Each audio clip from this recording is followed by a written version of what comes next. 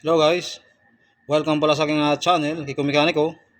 So isang maganda at pinagpalang araw po sa atin lahat guys.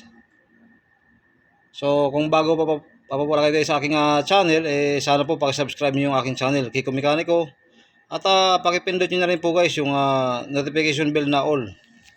Para every time po na mag-upload ako ng new videos tungkol sa paggagawa ng iba't ibang trouble ng iba't ibang klase ng sakyan. Ma-notify at ma-update din po kayo guys. So sa ngayon po guys, ito na yung latest update dito sa ginagawa ko na Nissan Navara.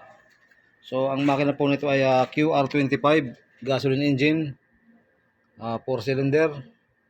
So ito po guys yung yung may issue na nag-overheat. So yan, Nissan Navara. So 2015 model po ito guys. Yan yung kanyang mga pyesa. At linisan ko po lahat yan guys. So yun. So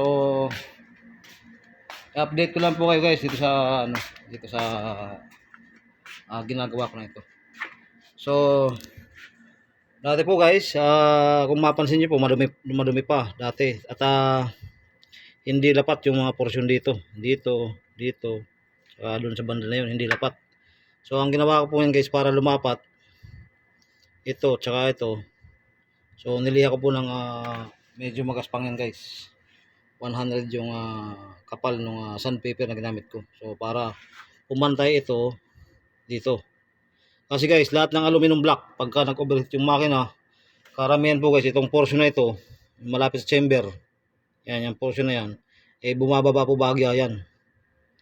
So bingkong yung cylinder head plus bumababa ito guys. Kasi ito yung weakest portion dito guys, siyempre manipis tong pagka yung niya yung construction dito guys. So yung malapit chamber tsaka board pa mainit na mainit ito. Isipin nyo guys, pag nag-overheat yan sobrang init. So ang mangyayari, since na manipis tong construction ng aluminum dito, bumabato guys sa dito. So ano ang dapat gawin? Pag sobrang baba kailangan i-replace, pero pagka medyo konti lang naman kaya pong lihay lang ng magaspang na sandpaper para pumantay dito tsaka dito. So yan, kung mapapansin nyo po guys, medyo malinis na. Pero papasadaan ko po guys ng isang linis yan sa pasada ng paglilinis. So medyo malinis na pero kulang nga po yan guys, linisan pa yan. Napakita ko lang po sa inyo guys kung ano yung diskarte na sa mga aluminum block pagka nag-overheat yung makina. So kailangan is-open na po natin guys pagka kahit hindi masyadong lubog pero padaan po natin ang liha. Pag padaan po natin ang liha guys, makikita po natin kung saan yung lapat agad tsaka yung hindi lapat So kung makikita nyo po dati yung portion na maitim, yun po yung hindi malapat. So ngayon pantay na po yan guys kasi pinadaanan ko ng sandpaper na magaspang. Kumbaga kahoy, flat na kahoy, tapos sandpaper, so hinahagod ko po yan dahan-dahan ganyan. So isang stroke lang para pantay na pantay. So ganyan po luskat na yan guys. So yan, konting linis lang po ito guys at sasalpak ko na yung dyan, yung cylinder head. So yan, Nissan Navara 2015 model. So ang issue, engine overheating. So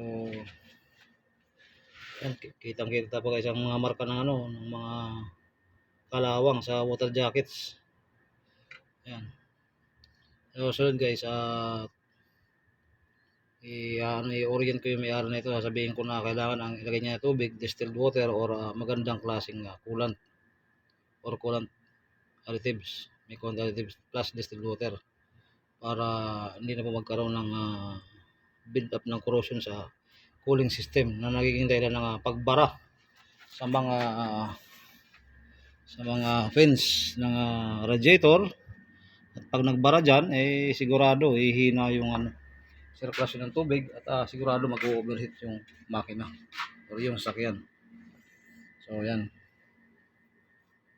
So napakahalaga po ta guys ng paggamit ng distilled water at or coolant sa isang engine. At, para manatiling ah, maganda yung sirkulasyon ng tubig sa cooling system, kailangan gamit ng distilled water. Kasi guys, yung distilled water or coolant, ano po yun, hindi po yun nag-create ng corrosion sa cooling system. So, pag ordinary lang ng tubig, nag-create po yan guys ng corrosion sa cooling system. Minsan kinakalawang pa. So, ganun po yung mangyayari pag gumamit ng ordinary na tubig sa cooling system ng makina. So, yun guys. Yan. Ito yung ano niya guys. Yan. Mga tornilyo. So, linisan ko po yan. So, Nissan Navara 2015 model. Ang issue ay engine overheating. So, sinishare ko lang po sa inyo guys kung ano yung mga tamang diskarte ng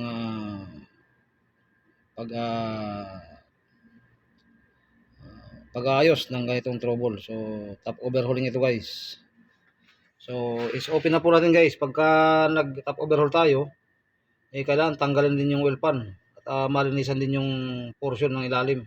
Yung crankcase, yung suction na filter ng oil pump is open na po yun guys. Mapa diesel or gasolina na makina o sakyan, kailangan linisan po natin guys yung oil pan tsaka yung crankcase.